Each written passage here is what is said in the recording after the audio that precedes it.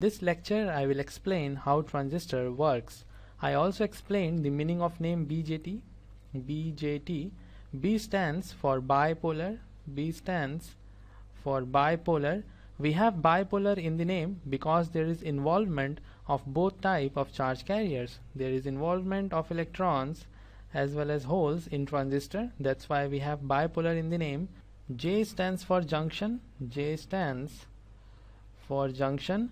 Two junctions are formed in transistor, junction J1 and junction J2. Two junctions are formed in transistor, so we have junction in the name. Now the most important thing is the meaning of transistor. Why we call this three-terminal device transistor? The name transistor is coined from word transferred resistor. Transistor is coined from transferred resistor, in which we have trans and istor, I-S-T-O-R, and this two makes the word transistor.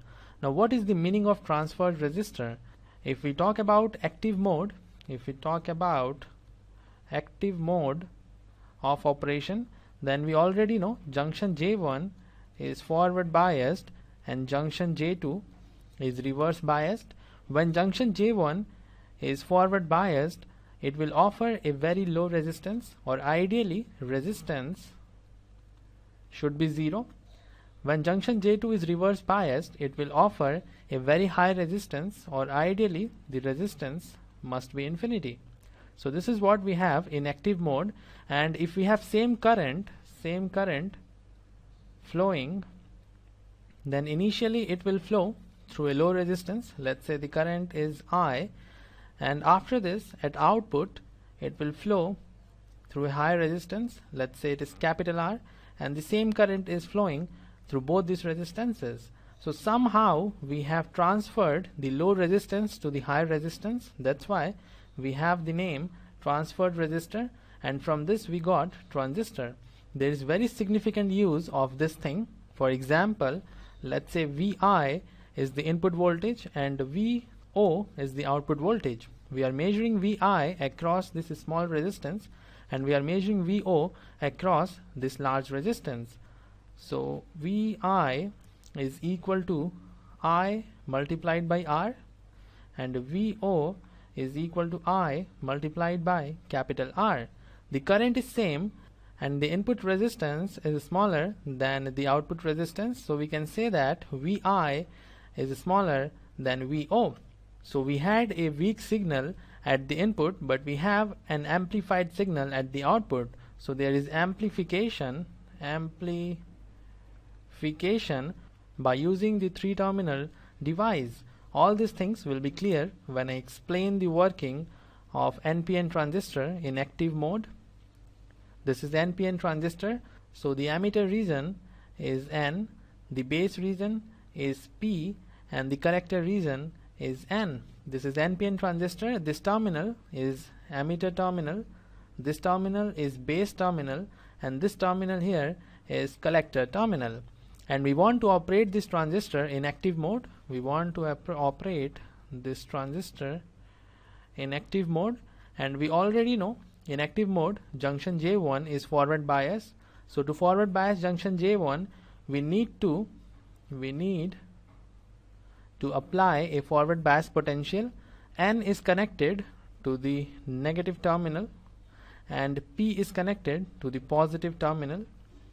So emitter is connected to the negative terminal and base is connected to the positive terminal. Let's say this forward biasing potential is VEB, and we have to reverse bias junction J2. So N is connected to the positive terminal and P is connected to the negative terminal. Collector is connected to the positive terminal, base is connected to the negative terminal, and let's say this reverse biasing potential is VCB. Now we have junction J1 forward biased and junction J2 reverse biased. Now we will analyze the movement of electrons and holes in this three-terminal device, and let's say VB is the barrier potential for junction J1 and junction J2, when the transistor terminals are open circuited, there is no biasing potential in the transistor.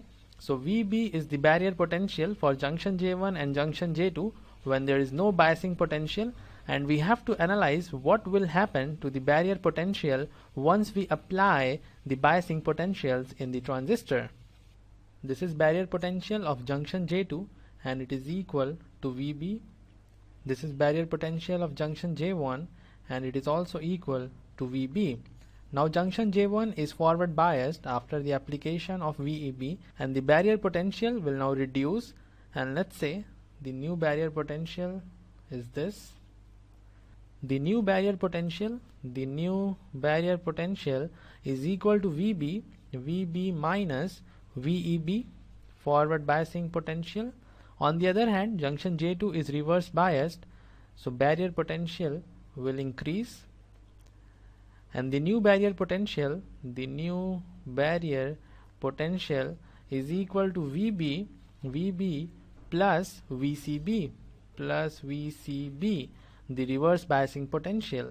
Now we can easily analyze the movement of electrons and holes because we have idea about the barrier potentials. Because of the reduced barrier potential at junction J1, the electrons on the N side, that is the emitter, will cross the junction and move to the base and recombine with the holes in the base. There is one very important thing that you always have to keep in your mind. Base in case of transistor is very small, and it is also lightly doped. And because of this, because base is thin and it is lightly doped, there is very small recombination of electrons from the emitter, and most of the electrons from the emitter pass over to the collector. I will repeat this point again. Barrier potential at junction J1 is reduced, so electrons from emitter will cross over the junction, and very small amount of electrons from the emitter will recombine in the base because base is very small, very thin, and it is lightly doped. So most of the electrons will cross the junction J2 because they have high velocity, and this implies they have high kinetic energy. So most of the electrons emitted by the emitter will find themselves in the collector. Very few electrons will recombine with the holes, and this means electrons will move to VEB, the positive terminal of the forward biasing potential. Let's say n number of electrons enter the base, out of which 1 minus alpha n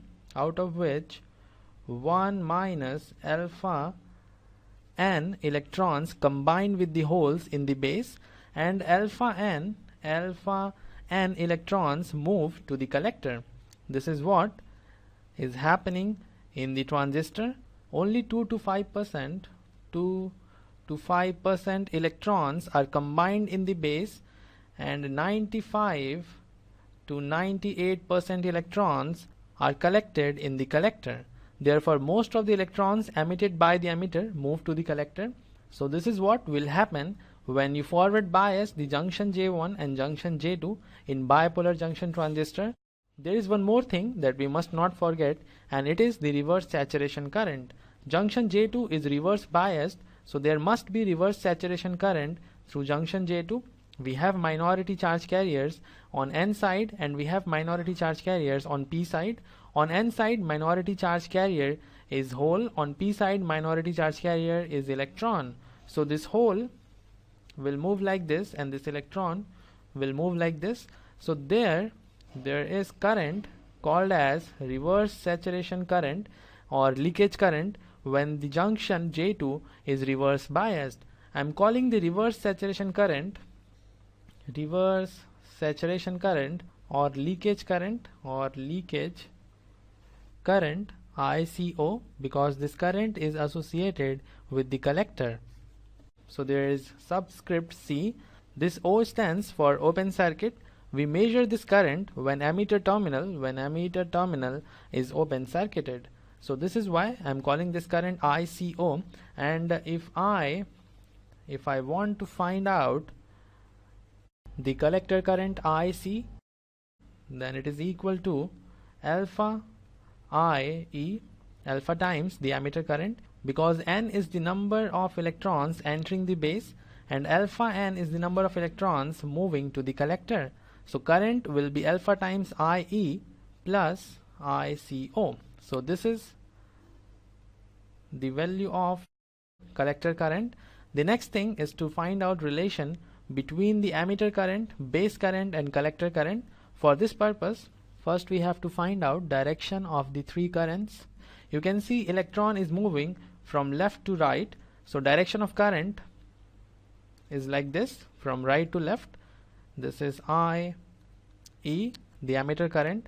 When electrons from emitter recombine with the holes, the direction of current will be like this, and the current is IB, because electron will move in this direction to the positive terminal of the battery. So current will flow in opposite direction. And to find out collector current, we again have to focus on the movement of electrons. Electrons are moving from base to collector like this, in this fashion. So current will be like this, from right to left. And to find out relation between IE, IB and IC, we have to use Kirchhoff's current law, KCL. And from KCL we know sum of currents entering is equal to the sum of currents leaving. IE is leaving, IB and IC are entering. So IE is equal to IB plus IC. This is what we have in the Npn transistor in active mode. These two relations are very important, and we will talk more about alpha in the coming presentations. This is all for this lecture. See you in the next one.